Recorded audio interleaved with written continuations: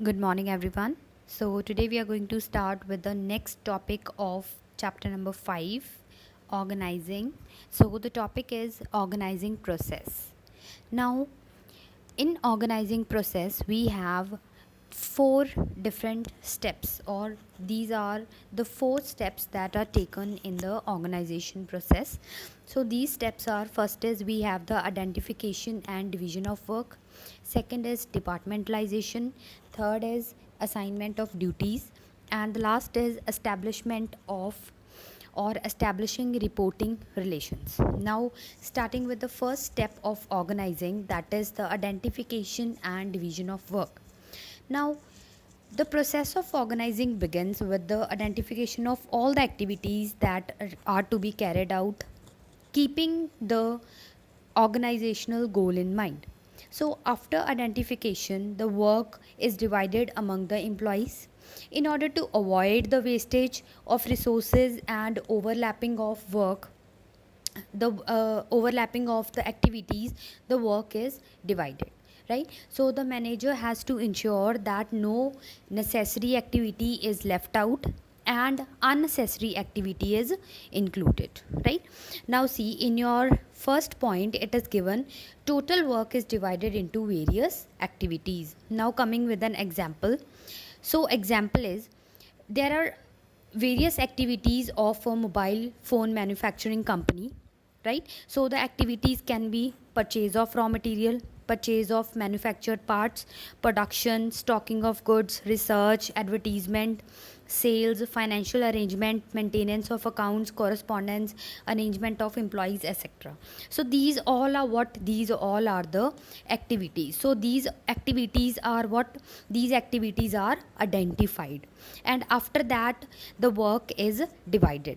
Now, since one person cannot manage all the activities, the total work is divided into sub activities to the employees.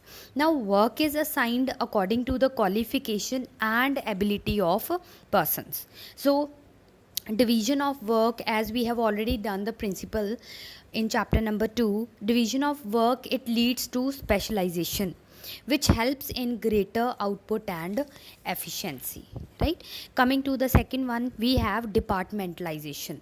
So departmentalization includes grouping of similar activities into departments. So grouping means what? When the activities of same nature are grouped together and assigned to a particular department, that is known as grouping. So the activities that are identified are grouped, keeping in mind the available human and material resources and the best way of doing them.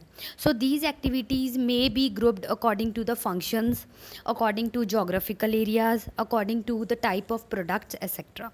So as we are continuing with the example, so as we know that in the first step we have identified the activities. So mobile phone manufacturing company, it has a list of activities that it has to perform.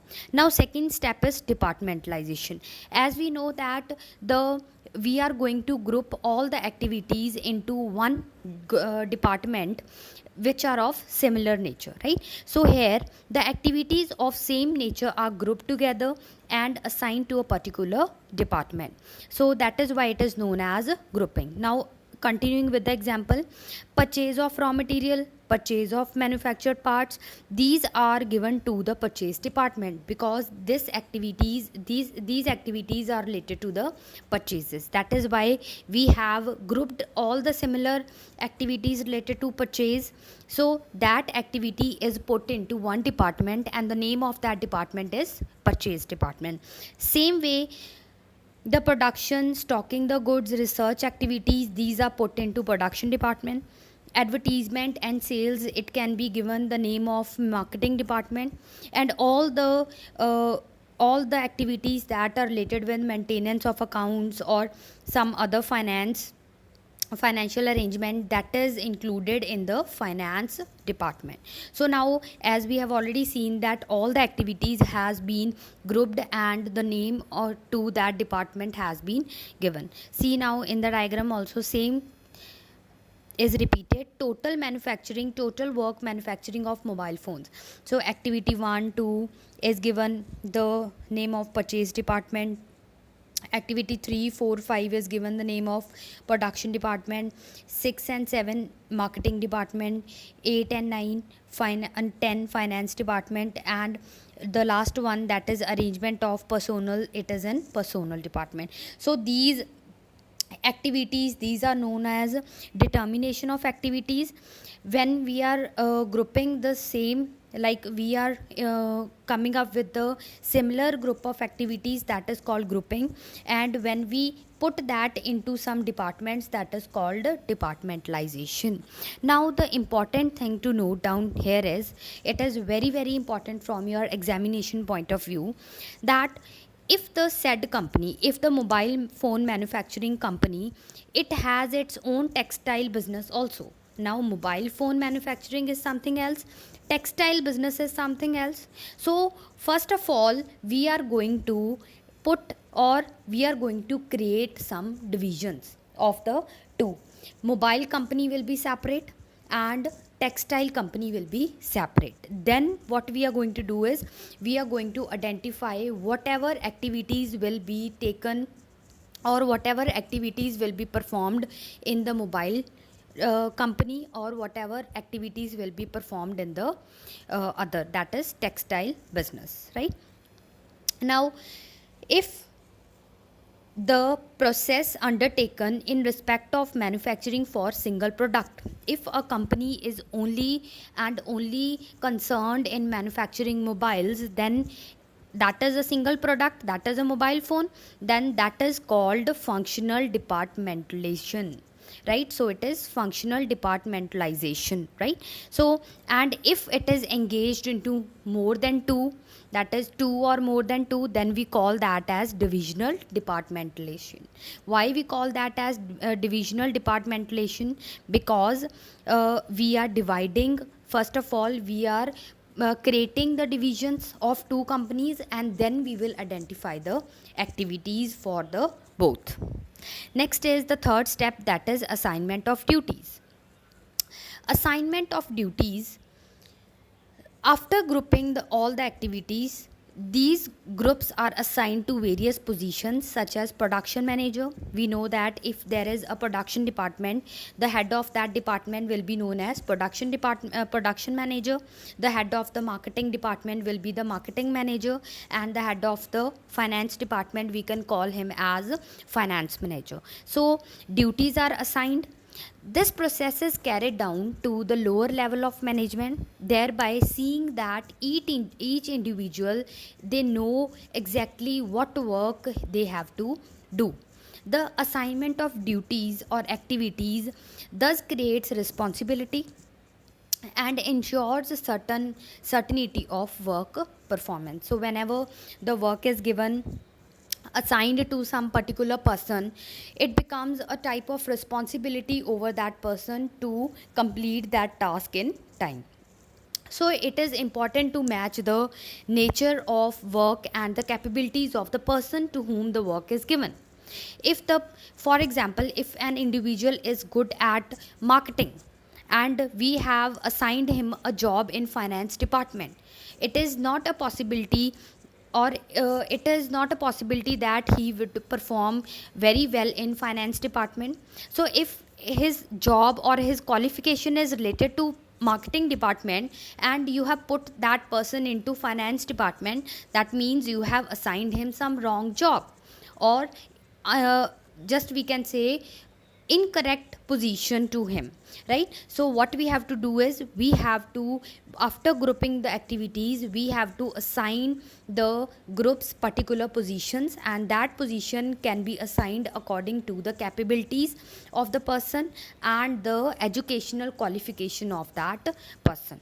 So an individual who has been assigned certain activities to perform, it requires certain authority, requires certain rights, requires certain powers to carry out this assignment, right? So what we do is, here see, with an example we will see. So the purchase manager will be given the task of purchasing the goods, the sales manager is given the task of selling the goods, advertisement manager will be given the task of advertising the product, and in the same way finance manager will be given the responsibility of financial arrangement. So when we are assigning these duties, we have to keep in mind their work and capabilities. This is all about point 3. Now coming to the last step of organizing process, that is establishing reporting relationships. Now here, when two or more than two persons work for the attainment of common goal, their interrelationship must be very clearly defined. Now in this, while assigning jobs to an employee is told about his superior and subordinate. He is told from whom he has to take orders and to whom he has to report and to whom he is accountable. That means to whom he is answerable. This helps in effective coordination among different departments so that organizational objectives are achieved, right? So everybody, we know that every employee, they work very hard for the same. When every employee knows about the work they have been assigned, they will be told from whom they will be receiving the orders. So that is establishing reporting relationships. So it is very important to establish a relationship between a superior and subordinate. Now the subordinate should know that to whom he has to report or from whom he is going to get the work. So it is written here, everyone should know as to who is his superior and subordinate. For example, purchase manager will be the superior for all the employees of the purchase department. They will receive orders from him and will also be responsible to him. So that is what we are saying, that if, for example, I can take an example. For example, there is a loans department in a banking or in a bank, right? So in a bank loans department, the employees can receive orders from the head of the department, right? For example, there are different departments in banks. So one of that department is the loans department. So all the employees who are working in loans department, they might be having some head of that department. So that head can be called as A. Now A is the head of the department. He is going to give orders to his subordinates, and of course it is a possibility that A might be a subordinate of someone. A might be a subordinate and he might be getting orders from the branch manager, right? So then again the branch manager might get orders from the head office of the bank. So here everything is established, every relation is established. Here the employees come to know who is the superior and who is the subordinate. So this organizing process is very important. If you have to do that in detail. So most probably in the final exams, the question can be asked related to the identification and division of works. You can be like example is given in your book. So this type of example can be given and you can be asked to identify the activities and to assign some groups or departments to particular activities. So this type of question can be asked in 6 marks or we can say 5 marks, like that, right? So for the time being, just revise this chapter, tell what we have done. So thank you, stay safe, stay healthy, stay home. Thank you.